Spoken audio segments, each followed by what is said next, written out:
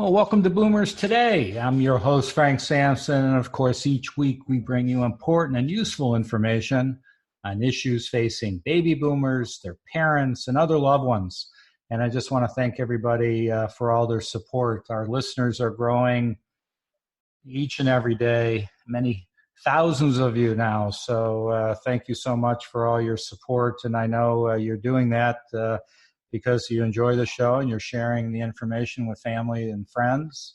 Many of you listen to the show. They go right to our website at boomerstodayradio.com. But just a growing amount of you listening on either Apple Podcasts, Google Podcasts, or right directly on our app, Boomers Today app, which you can listen to on your iPhone or Android phone. And the reason many of you are listening is because we just have some great information and some wonderful guests. And today's going to be no different. We got you two for the price of one here. So we're going to be interviewing two people on a very important subject matter. We have with us Dorian Mintzer. With 50 years of clinical experience, Dr. Dorian Mintzer is an experienced therapist, retirement transition, money, relationship, and executive coach, consultant, speaker, and writer. Dorian was authored and co-authored several books and has been featured in a variety of media such as the New York Times, Wall Street Journal, USA Today, CNN Money, Forbes, NPR, ABC News, and the Today Show, as well as more. She's got a tremendous background. Has given a TEDx talk focused on embracing your bonus years, a time to learn, grow, and evolve. We also have with us Elizabeth Marcus, who is a former architect and current freelance writer. Her essays have appeared in the New York Times, the Boston Globe, and on online magazines. Her book, Don't Say a Word, A Daughter's 2 Cents, is coming out very soon. We'll talk more about that. The book is a memoir about her struggles to make sense of the strange last years of her parents' lives when they cut loose and seemed to make a complete about-face. So, Elizabeth, Dorian, thank you so much for joining us on Boomers Today. Great to be here. Yeah, so this is just a real important subject matter, and maybe we could start out, Elizabeth. I mentioned in the intro a little bit about some of the struggles, and to make sense of parents' lives, and so in particular, your father's last years. Maybe you could kind of tell us a little bit more about that, and maybe we could start out that way. Well, my parents were very sensible, hardworking, predictable couple. My father was a dentist, and the last 10 years of their life, they started living in Mexico part of the year, and sort of halfway through the book and my experience with this is that my mother died suddenly and unexpectedly. And almost immediately, my father asked me to help him find a housekeeper who would sleep with him. So this was such an odd thing. I didn't know how to respond to it. In every other way, he was completely himself, playing golf and meeting friends and going, when he wasn't in Mexico, into Manhattan. But this request was just so bizarre. And talking about it, which I was, loath to do, didn't help because he was fixed on this. And if I said, Dad, at the very least, this is illegal, he said, are you a prude? What about, lots of cultures have this. What about geishas? I mean, he was just nuts. It was an impossible conversation. So for the next 5 years, we struggled with this. I would hire, responsible, appropriate people. He would fire them and go behind my back. And the one oddball, misfit, inappropriate woman after another would move in until the thing collapsed and his heart would be broken, and then we'd start all over again. So, Okay, so let's. I would think that would be a little unusual, request, especially of a daughter. Especially, I could see calling his buddy or something, but to talk to the daughter. But so one thing that, and you and I had an opportunity to talk a little bit that it wasn't brought up. What did he have, or did you know that he was having any cognitive issues at that time of the request, or did that develop over time? I never thought he was having cognitive problems. For the whole time, the thought of dementia never crossed my mind, because in every other way he seemed himself. And not only that, he was quite elderly by then. I mean, he was in his, late 80s. You expect things to change. You expect parents to change in ways that are going to be surprising. And I just took it as natural. I just thought, here was something about my father whom I really, really loved and admired. There was something about him, dark and not so nice. And it just was really uncomfortable. I couldn't stop it. I mean, I was sort of helpless. And we struggled on. It was just really. And do you have siblings? No, that's me. It all fell to me. Gotcha. I was wondering. I'm saying, boy, yeah, But your brother or sister, and eventually, have them deal with it. Right. it was just me. And then after a while, I did manage to find the perfect person. She was a Mexican woman who was a black belt in karate. So I thought, well, she can handle him. Oh my God. But the trouble was, I tried to explain to her what was, what his issues were, and I was embarrassed. So I said it so obliquely. She didn't understand me, and also her English wasn't so perfect. So I said, he doesn't respect boundaries. He'll hope that you'll be like a wife, but I couldn't just spit it out. And then when she moved in, and she was beautiful, and he totally fell in love with her. And I really love her also. She's still now a close friend of mine. She was just horrified when he started to make these demands on her, and she didn't want to tell me. She was embarrassed to tell me, and we stumbled on like this for a very long time before it, finally became.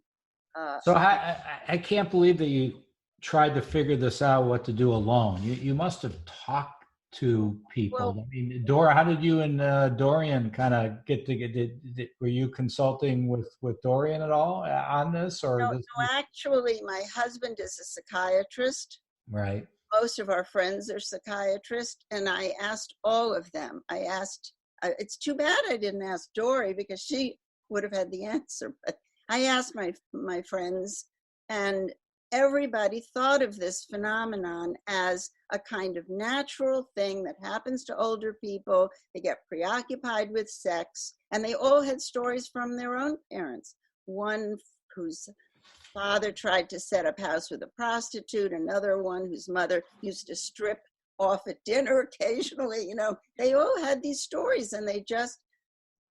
But was it dementia related or not necessarily? Yes, they all were. of them were dementia related, but nobody was thinking of it as a medical problem. They were just thinking of it as an uncomfortable, let's not think about it. So Dory, I have to ask you. So, I mean, you've got a tremendous, background. I know maybe dementia isn't your area of specialty, but you have a tremendous background in working with, elderly people and working. And when you've heard about all of this from your friend Elizabeth, how did you react? What what thoughts did you have, and any suggestions you gave to her? Well, it was really interesting. I mean, I was aware, as you say, I'm not an expert in dementia, but I do know that when there's temporal lobe involvement or cognitive decline, that there can be what's often called just being disinhibited. So it can either be verbal comments or inappropriate behavior. And, there are all these stereotypes of, dirty old men and, just all kinds of issues about older people and sexuality. The parts of it that I shared with Elizabeth, so often both sex, money, and death can be taboos. And the hard reality is, even in the medical profession, doctors aren't necessarily taught to talk with people about sexuality, and particularly elderly people about sexuality.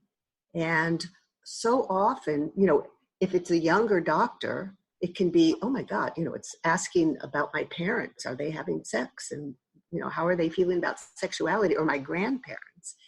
And older people often aren't comfortable talking about their own sexuality because they're embarrassed, because, there's the myth, after 60, people just aren't interested in sex, or if they are, then they're perverted in some way or another. I've needed to work a lot with my clients of helping them feel empowered to be able to talk about sexuality, because actually in just the normal realm, sexually transmitted diseases are a real problem among boomers and older, because people don't think about, we need to protect ourselves. So sex and sexuality just aren't necessarily something people talk about. So, I said to Elizabeth that I wasn't surprised how frustrating and hard it was to get people to talk about it and acknowledge, that these things happen as people get older. And it can be so confusing for adult children, regardless of their age, to deal with it. I had somebody on my show. Actually, she was on 2 or 3 times. Been a while since she's been on.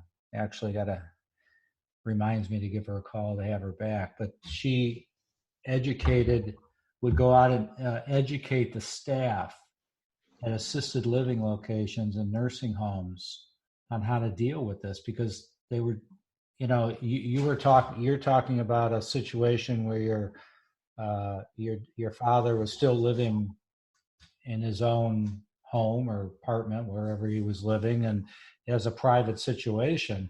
This goes on amongst residents at assisted living all the time. And so then how does the staff deal with it? Do you stop it? Do you don't necessarily promote it, but how do you deal with all that? It is an issue. Well, I don't want to say a negative issue. It's just people need to be educated. So, yeah. And I want to just add, it's an important issue because, we are sexual beings throughout our entire life, from the minute we're born until we die. And we all need touch and intimacy.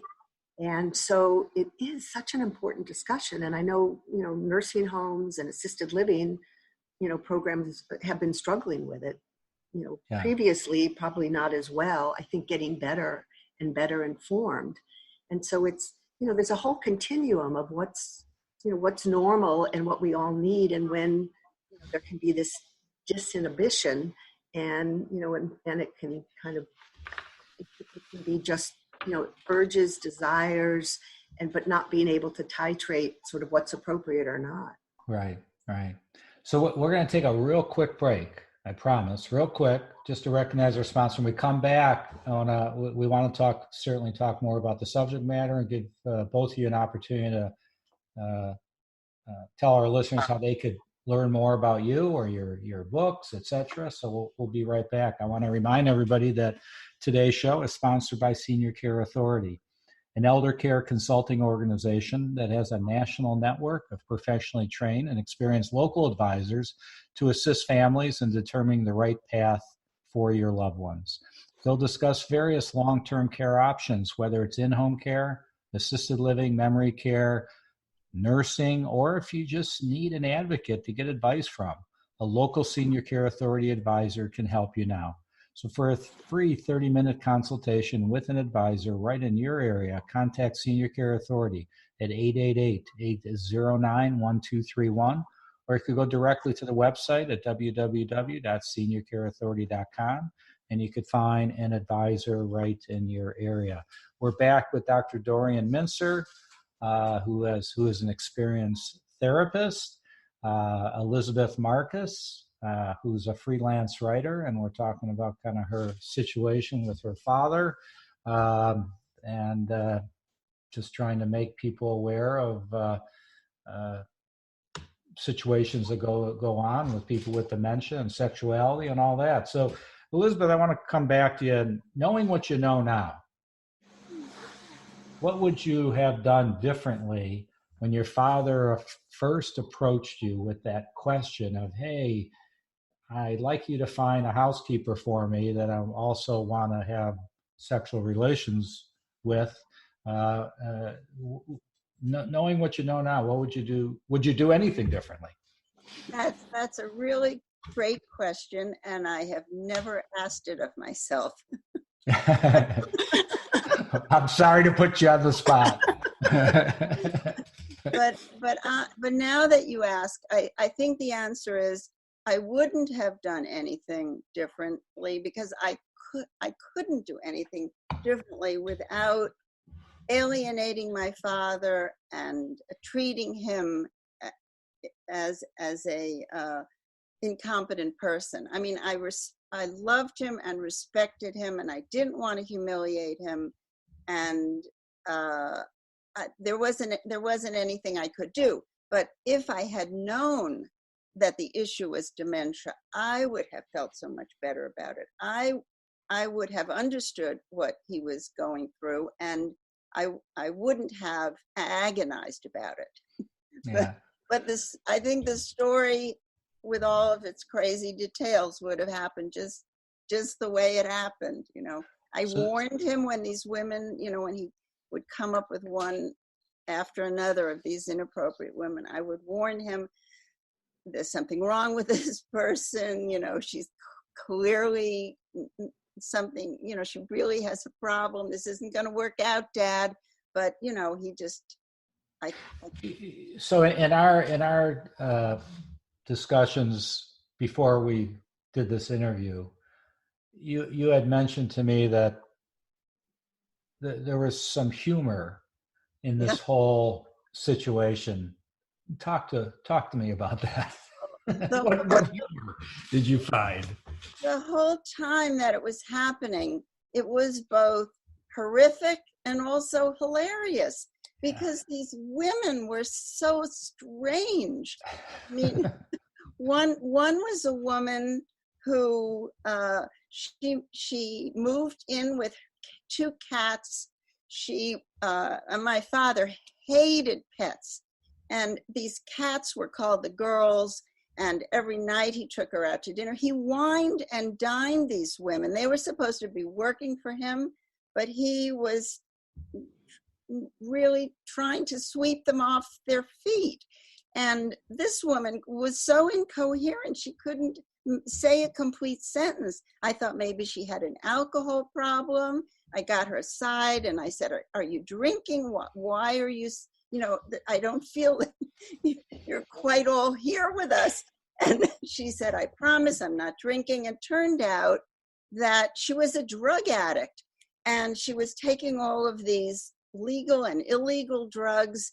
One weekend I came and my father was bringing food into her on a tray. And I said, Dad, she's supposed to be taking care of you. And he said, spare me your cliches. I mean, you couldn't but laugh about this, right? Yeah, but I guess you had to. Huh? Eventually, he put pressure on her. He was trying to get her to come with him on a cruise, but they could only have one room. They had to share a room. And she sort of collapsed, and he had to call 911, and she was taken in an ambulance to a psychiatric ward. That's how that one ended. But they all had this same arc, So Dorian, let me ask you, and I know, as we said before, doesn't mean that dementia is an area of expertise of yours. However, what would you, if as a therapist, any suggestions you have to others that are confronted with a situation like Elizabeth was, and or whether they're in a private setting or in assisted living or nursing, and an adult child is privy to some of this that might be going on with a parent or other loved one, and they come to you and they go, what do I do? And any suggestions you have? It's an important question, and there aren't simple answers, I don't think, to it. But Right. I think one of the areas is to help somebody understand and label it in a sense, or to know that this does happen. And again, there's that continuum of what's normal and what's not, and to recognize that there really are experts in the area of dementia that that one could turn to, and there may be suggestions, and or I mean, it's so hard hindsight, but perhaps in a situation like what Elizabeth describes, and if you're confronted with that with a parent, if you sort of know that that there is this potentially neurological involvement, if there hasn't been a diagnosis, perhaps knowing there needs to be medical intervention, and or in the case when somebody's living on their own, maybe it would have led Elizabeth to really talk more upfront with the the different people hired about what the situation was, because she would have understood it probably better, and to help somebody and to maybe brainstorm with the people that were hired, as she tried to do, I think, with the more the last one that she had, of just understanding that he's just not able to do the filtering, and and to think about boundary setting. So I think the main thing would be that that you're not alone, that it's a phenomena that really people see, and there's medical issues, and to try to just kind of get the support that you can. But it's difficult. And if somebody's capable in all of the ways that Elizabeth describes her father was, then where he was living seems appropriate, but maybe needing a bit more supervision, not necessarily from her, but just ways to try to help titrate it a little bit more. Right. I'm not sure there's Right. any simple answer to it, but I think recognizing there's a medical component in and of itself. Just Elizabeth said that it just took a lot of weight off of her to understand that there was a medical component, and it wasn't just Right. this other side of her father emerging. And I think that that's really helpful for adult children. But I would think, like anything, communication is key. To ignore the situation is not going to help. That's for sure. Right. So. Yeah, and to be, and it's hard not to be frightened by it if you're seeing another side of a parent that you never saw before, which it sounds like did happen in Elizabeth's situation, that her father was, when she and I have talked, he was a feminist, and this seems so out of character. But I think recognizing that, there are ways to understand it, and it's a phenomena that, that medical people describe. I mean, it can happen in dementia, Parkinson's, different things where there's the neurological component. Right. Right. To know that, that it's important to sort of try to understand it in its context. Yeah. So before, because we don't have that much time left, but maybe Dorian, you could tell our audience how they could learn more about you, and how they could, maybe your website, whatever you'd like to share. And Elizabeth, I'll ask you the same thing when Dorian finishes up here. Okay, well, thank you. Yeah, my website is www.revolutionizeretirement.com. Oh, okay. And if you go there, I do coaching, I do therapy, and I do an awful lot of work virtually.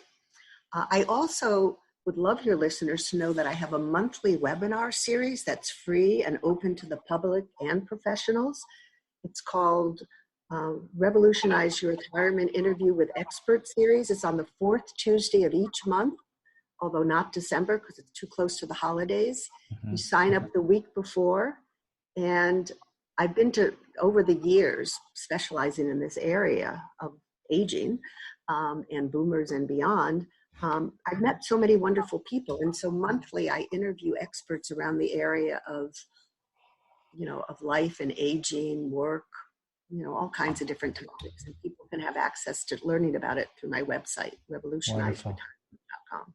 Great.